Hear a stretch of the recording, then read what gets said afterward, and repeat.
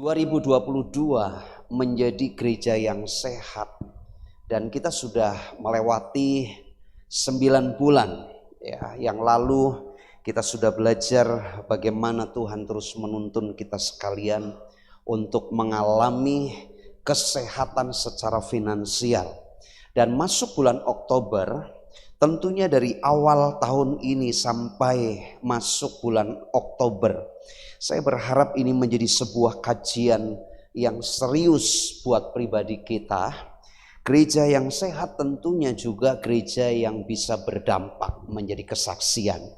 Gereja yang bersaksi, dan kita mengambil menjadi subtema gereja kita sepanjang bulan Oktober. Bapak Ibu Saudara bisa lihat, kita akan lihat ini Bapak Ibu, bisa ditampilkan. Iya. Ini yang di sini Bapak Ibu Saudara, kita ambil sinode kita gereja yang sehat, gereja yang bersaksi. Tetapi kita mengambil subtema untuk menjadi perenungan kita sepanjang bulan ini. Mari kita belajar menjadi saksi Kristus. Bersaksi, berbuah bagi Kristus. Amin. Bapak Ibu, saya mau mengajak kita sekalian, dan tema ini tema yang ada bersama-sama dengan seluruh gereja Bethel Indonesia dimanapun Anda beribadah. Ya, mungkin bisa di streaming, bisa menengok streaming gereja-gereja tertentu, gereja-gereja besar yang ada di Jakarta. Saya percaya kita semua juga satu nafas bagaimana kita merasakan bahwa Injil itu kekuatan Allah yang menyelamatkan. Injil Kristus itu sebagai kekuatan yang tidak tertandingi. Dia membebaskan umat manusia dari belenggu dosa, dan kita dibawa kepada Allah Sang Pencipta. Saya mau mengajak kita sekalian melihat teks ini Bapak Ibu Saudara, Roma pasal yang pertama ayat yang ke-16 sampai ayat yang ke-17. Sebab aku mempunyai keyakinan yang kokoh dalam Injil, karena Injil adalah kekuatan Allah yang menyelamatkan setiap orang yang percaya. Pertama-tama orang Yahudi, tetapi juga orang Yunani. Saudara jangan terkecoh dengan kalimat ini. Peradaban waktu itu Yahudi sebagai sentral pemberitaan kabar baik yang datang dari Tuhan. Karena itu Kisah Para Rasul pasal pertama ayat yang ke-8. Kalau Roh Kudus turun ke atas kamu, kamu akan menjadi saksiku di Yerusalem dan di seluruh Yudea, Samaria, bahkan sampai ke ujung bumi. Yerusalem pusat bagaimana pemberitaan kabar kasih Kristus itu akan merebak ke seluruh penjuru bumi. Saudara, bicara Yahudi memang sentralnya di situ. Kemudian ada kata Yunani. Peradaban pada waktu itu, Yunani mewakili peradaban dunia pada masa itu. Artinya apa? Baik Yahudi maupun orang-orang di luar Yahudi, dan skupnya adalah dunia, itu akan terjangkau oleh Injil Kristus. Kalimat berikutnya, sebab di dalamnya nyata kebenaran Allah yang bertolak dari iman dan memimpin kepada iman.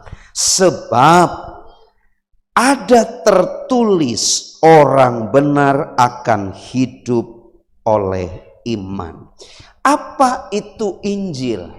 Saudara, Injil adalah kabar baik yang membawa harapan bagi semua manusia yang seharusnya menerima hukuman Allah, yaitu kematian kekal. Jadi Injil bicara kabar baik, ada sebuah harapan. Oleh karena Kristus, Anda dan saya yang saudara, yang menerima anugerah keselamatan, Kristus adalah satu-satunya jalan menuju keselamatan. Ya, di mute ya. Oke.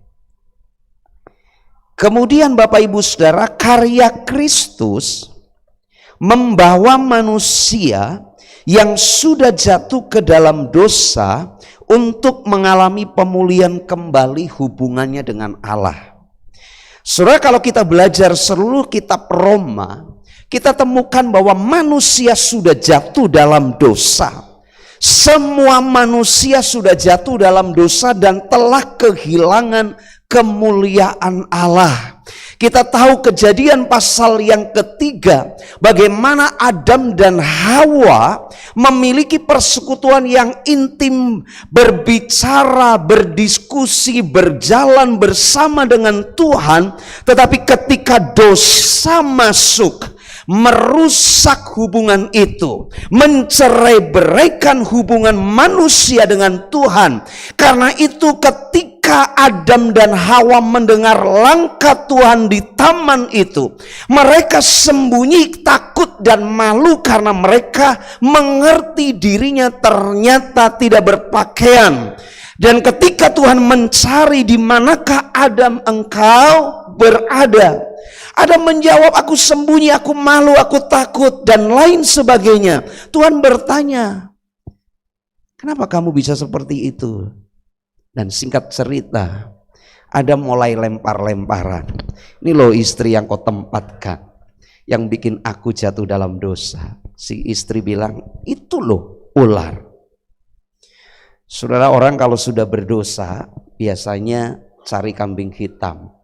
Karena dia mau membenarkan diri dan mencari perlindungan. Akibat dosa, manusia terpisah dengan Allah. Tetapi syukur kepada Tuhan, Allah berabad-abad manusia mencari cara untuk kembali membangun hubungan dengan Tuhan. Tetapi semuanya gagal dan Allah turun dari sorga. Dia mengambil rupa seorang manusia. Kitab Filipi menjelaskan, dia mengosongkan dirinya, mengambil rupa seorang manusia. Dia taat, bahkan taat sampai mati di atas kayu salib. Dan dia bangkit, dia naik ke surga. Dan Alkitab menjelaskan, satu kali waktu semua mulut akan berseru dan berkata, Yesus Kristus adalah Tuhan.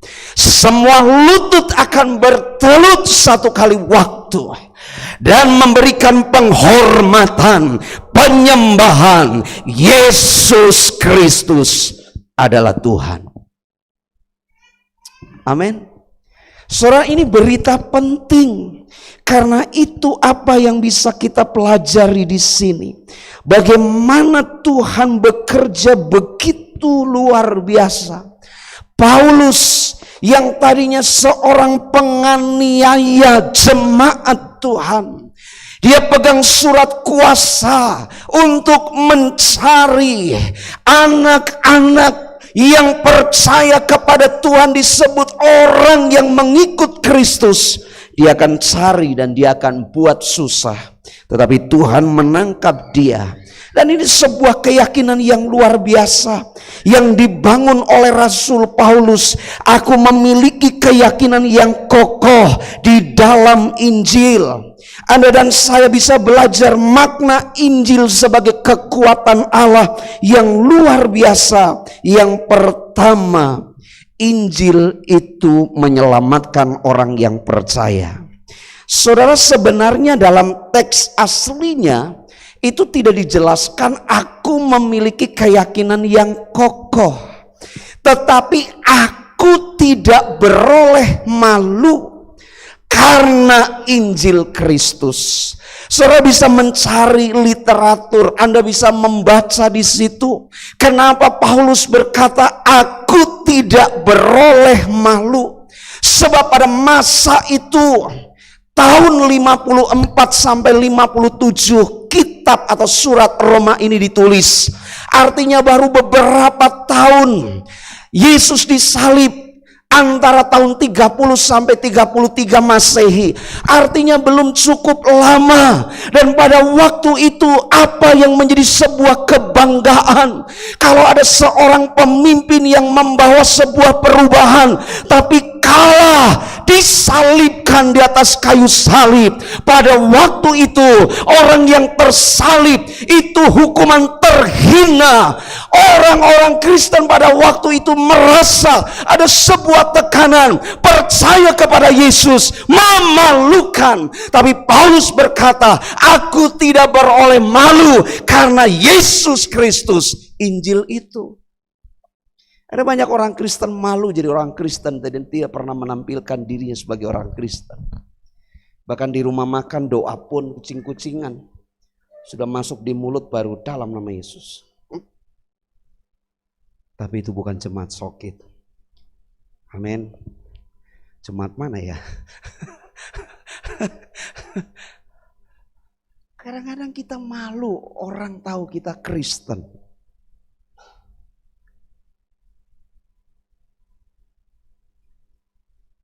Beberapa waktu, kalau saya ketemu beberapa teman,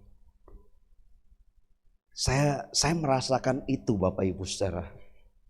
Paling tidak suasana orang-orang di abad awal itu. Mereka malu kalau disebut Kristen. Karena tuannya, rajanya, Tuhannya mati kalah di atas kayu salib. Terhina. Tapi Paulus begitu luar biasa. Aku tidak beroleh malu karena aku kenal Injil Kristus. Karena Yesus yang menyelamatkan. Saudara, saya merasakan itu. Tempo-tempo kalau kumpul dengan beberapa orang, kemudian ada alumni. Dia mungkin dengan bangganya, ini dosen saya. Gitu. Saya kadang-kadang nggak usah sebut dosen. Bikin malu. Kan jadi nggak enak. Jadi kayaknya ada sekat kalau mau ngobrol. Oh, ini dosen. Saya merasakan itu, malu. Punya label tertentu. Tapi mari kita belajar. Jangan malu disebut pengikut Kristus. Karena Anda dan saya mengalami kuasa Injil yang luar biasa. Injil menyelamatkan. Injil bukan spekulasi pengetahuan dan akal budi manusia. Injil juga bukan ajaran etika moral agar manusia memperbaiki perilaku berdasarkan kekuatannya. Injil bukan seperti itu. Injil bukan sekedar etika moral agar Anda bisa memperbaiki perilaku-perilaku yang tidak masuk dalam kategori etika moralnya mungkin dipertanyakan. Saudara, sesungguhnya kekristenan Anda dan saya, Anda harus yakin Yesus sudah menyelamatkan hidupku. Maka bicara etika moral dan lain sebagainya, seharusnya itu mengikuti. Jadi orang Kristen harusnya yang tadinya emosinya suka meletup-letup, sekarang mulai dikendalikan oleh Roh Kudus. Tetapi ironis juga, bukankah kita sering temui ada banyak orang yang menyandang label Kristen, apalagi menyandang label seorang panatua, menyandang label majelis, menyandang label hamba Tuhan, menyandang label pendeta, toh masih hidupnya tidak beretika. Saudara, karena tidak ada sesuatu yang dari dalam hidupnya.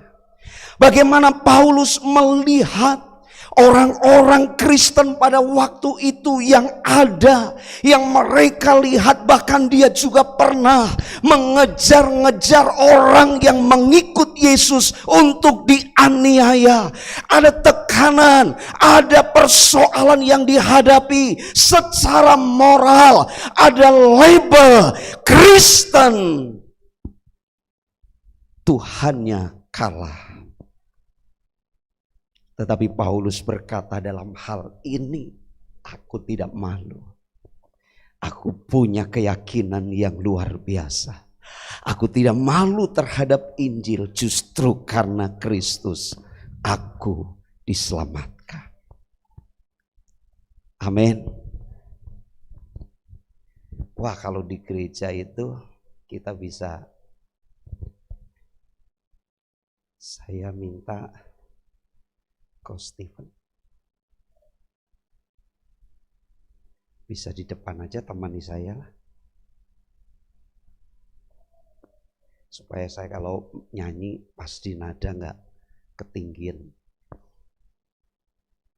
Jadi orang Kristen jangan malu, amin, amin.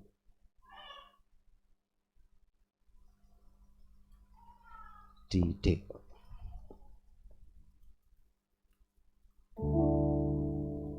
Mengikut Yesus keputusanku, mengikut Yesus keputusanku, mengikut Yesus keputusanku, ku tak ingkar, ku tak ingkar. Ini lagu Pentakosta lama ya. Salib di muka, dunia di belakang. Salib di muka, dunia di belakang. Salib di muka, dunia di belakang.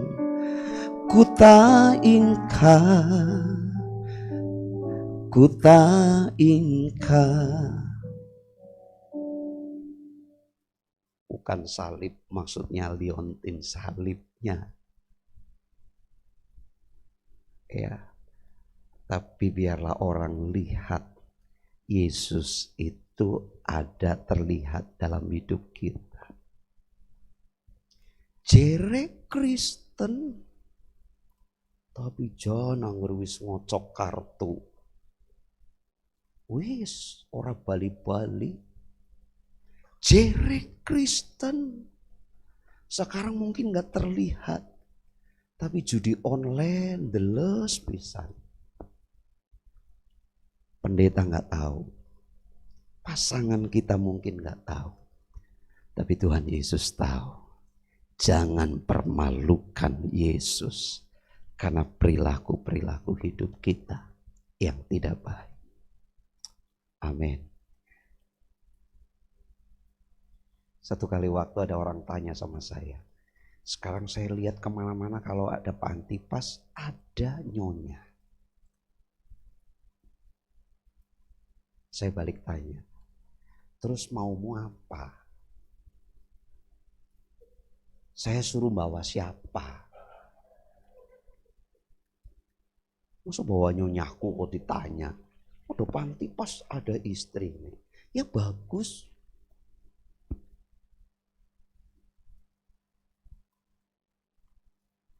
Itu menolong saya juga. Ketika saya terjun dalam pelayanan, istri tetap ada di samping. Kalau ada hal-hal yang gak benar, langsung saya ditegur. Itu bukan sekretaris pribadi lagi. Mungkin kalau ada label di atasnya, ya itu dia. Kalau sehari schedule belum saya lakukan, ngomong terus, jangan lupa kontak ini, jangan lupa kontak ini. Tapi itu menolong. Ada banyak hal yang bisa membuat sesuatu, paling tidak kalau saya lihat masa lalu. Waduh.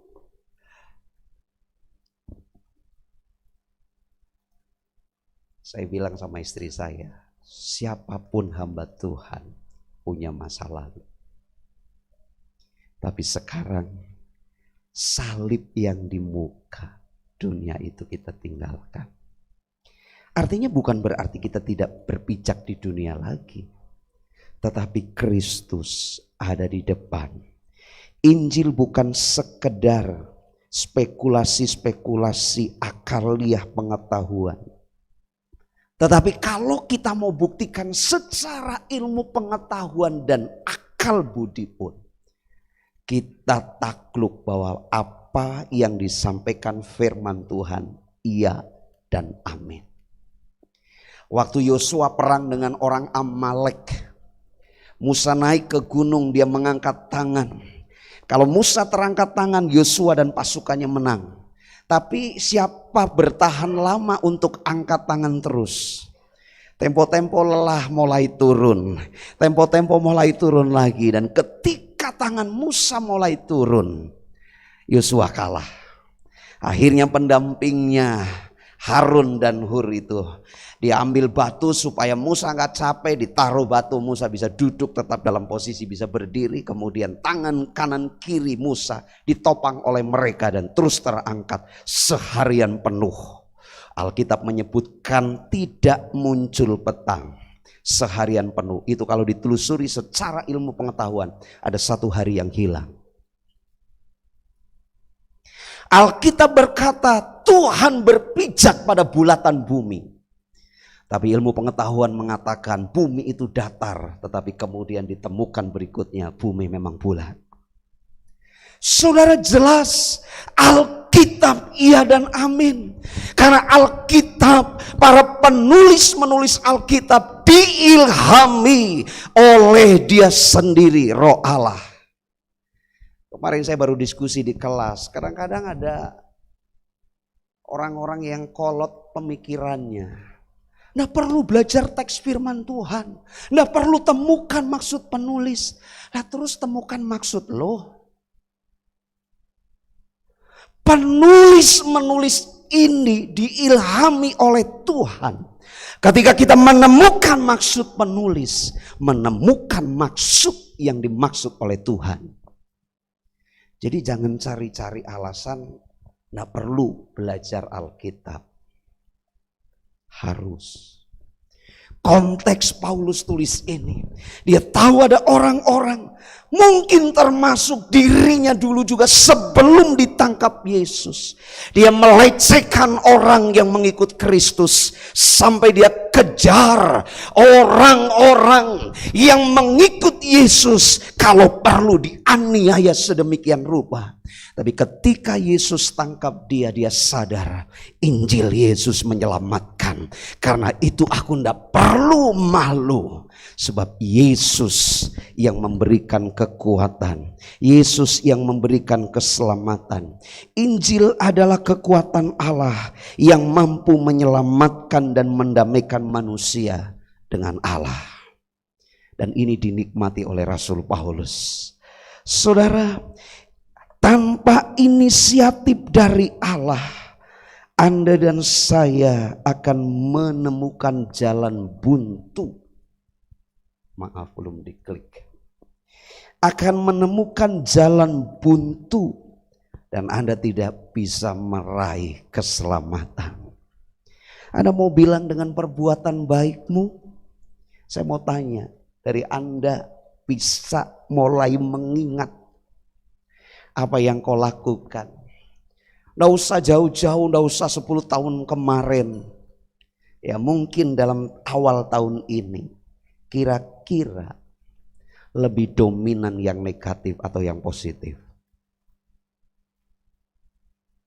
Lihat pendeta pakai baju batik lama. Pendeta orang ganti-ganti ya kelambine. Isin-isina banget. Sokit jere gereja diberkati, pendetane kelambine ora ganti-ganti. Tapi begitu ganti, ki duitnya siapa ki untuk tuku kelambi ya.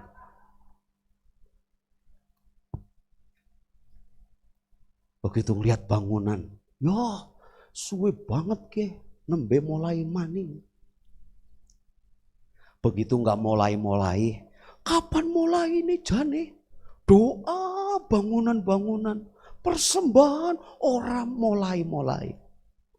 Tapi saya percaya bukan kita yang hadir pagi hari ini. Amin. Mohon maaf yang di rumah ya.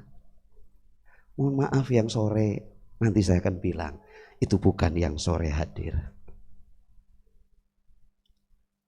Kalau kita mau cek, lebih banyak negatif atau positif. Anak bangun terlambat, mulai ngomel.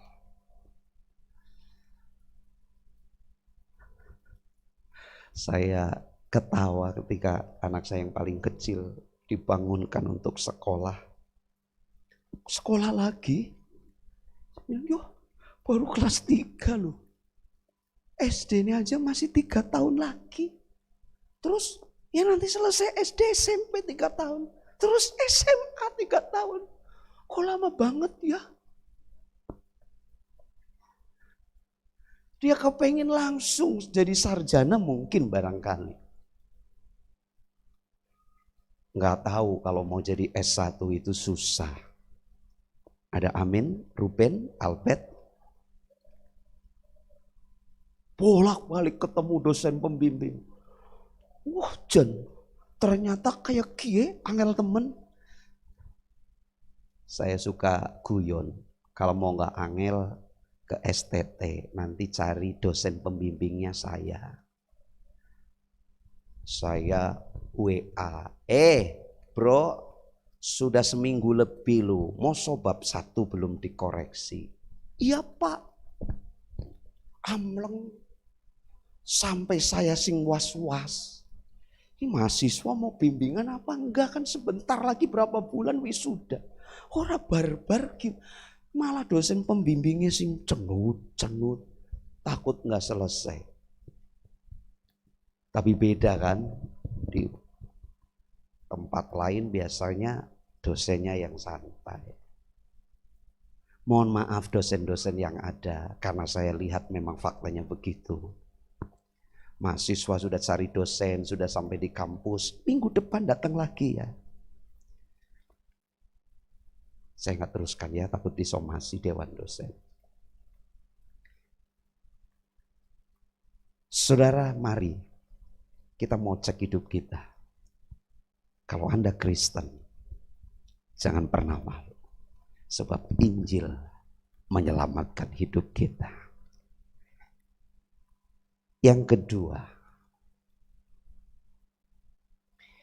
Injil bukan saja menyelamatkan, tapi Injil menyatakan kebenaran Allah. Perhatikan kalimat-kalimat ini. Injil menyatakan kebenaran Allah. Paulus memberikan sebuah penegasan bahwa Injil adalah kebenaran Allah yang dapat memimpin kita kepada iman. Iman kita dipimpin.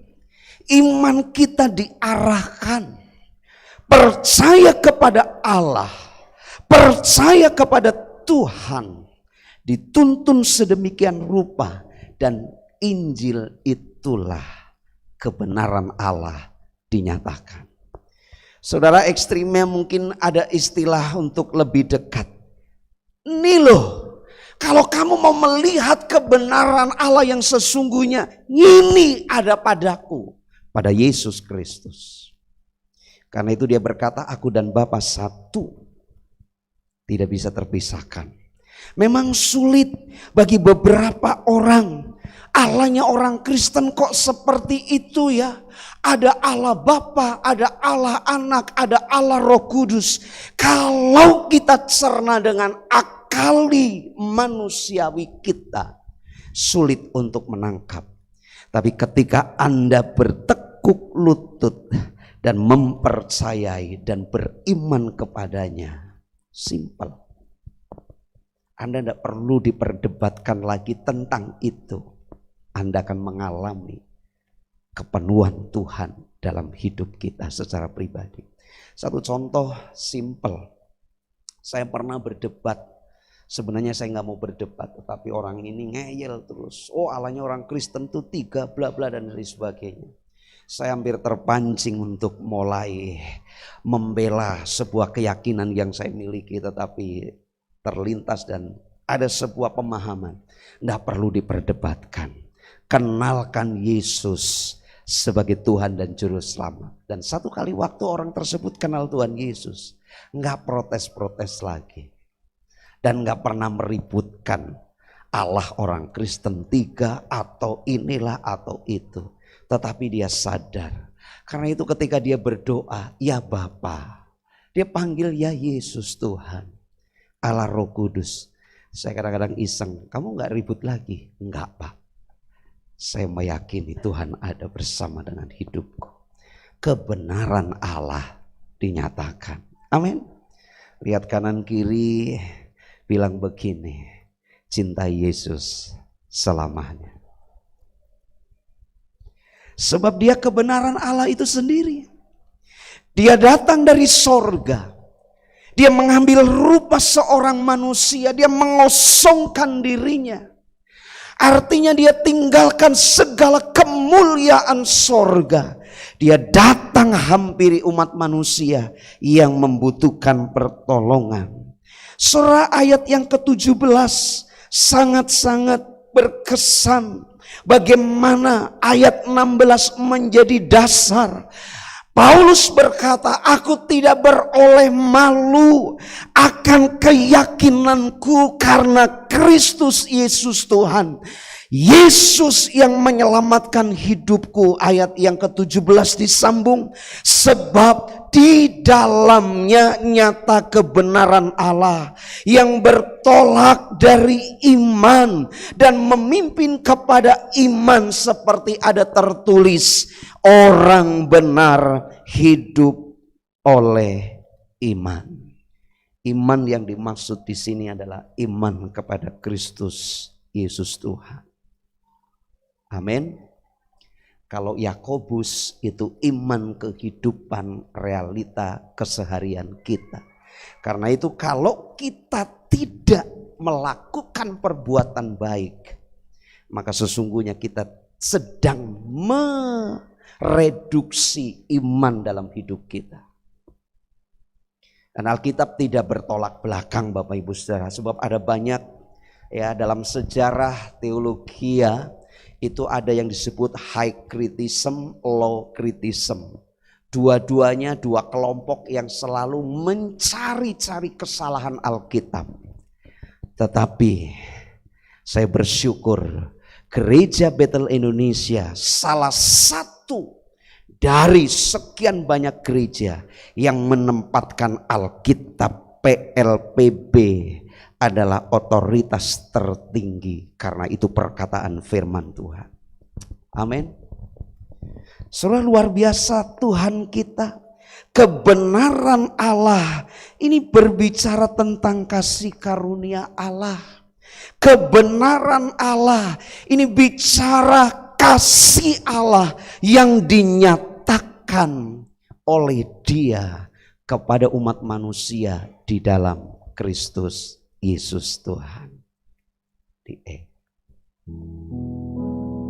Ada pujian lama. Karena begitu besar kasih Allah pada dunia, hingga diberikannya anaknya yang tunggal. Terus supaya yang percaya tidak binasa, melainkan beroleh hidup kekal. Saudara, kasih Allah itu luar biasa buat kita. Amin. Injil menyelamatkan. Injil menyatakan kebenaran Allah. Kalau Anda mau kenal Tuhan secara pribadi, kenal Yesus. Bagaimana Anda mengenal Yesus? Akrab dengan firman-Nya. Jangan cari firman yang lain. Saudara, kekristenan harus bersumber berkiblat kepada kebenaran firman Tuhan. Fatwa-fatwa apapun itu di luar kebenaran firman. Tapi aneh ya, kadang-kadang saya temukan begini Bapak Ibu Saudara, ini sekedar sharing. Orang Kristen lebih takut apa kata pendeta atau apa kata para hamba-hamba Tuhan. Sekarang kan banyak streaming kan. oh bicara tahun ini, bla bla bla dan sebagainya. Kamu harus begini, begitu. Orang lebih takut perkataan itu daripada kepada firman Tuhan. Nah, saya mengajak, mendorong jemaat GBI Sokit. Anda harus takut akan Tuhan dan taat kepada firman Tuhan. Hamba Tuhan bisa salah, termasuk saya pun bisa salah. Tetapi Tuhan dan firman-Nya tidak pernah salah. Amin. Buktikan itu. Cintai Tuhan sampai akhir hidup kita. Dan kalimat ini saya mau ajak kita sekalian sama-sama baca. Saya undang kita semua bangkit berdiri, tim musik bisa maju ke depan.